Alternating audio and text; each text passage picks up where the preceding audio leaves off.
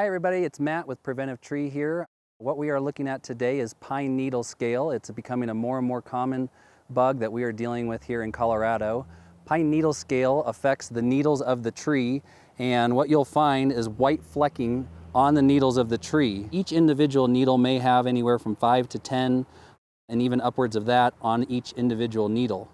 Underneath each one of these armored scales is about 30 to 40 eggs. Now, in order to see if it's active or not, because a lot of times once we've treated a tree, we've gotten really good control, but people will still see some white flakes on it. You can do that, but also what you want to do is knock the branch against a white piece of paper.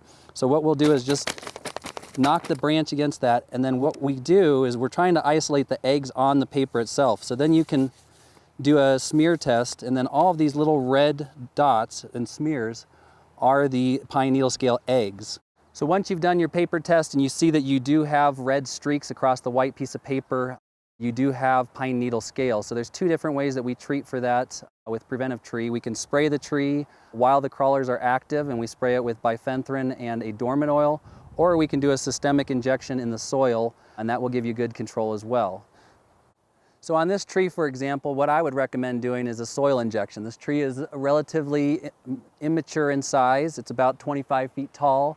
And what we can do is inject the soil with nutrition, which will actually boost the overall health and vigor of the tree, and it will treat for the pine needle scale. And within 2 years, you'll see a huge improvement of this tree. Right now, if we pan out, you'll be able to see the skeletonization of the tree. So as they become more and more infected, you'll see the tree start to get skeletonized and the health start to decline.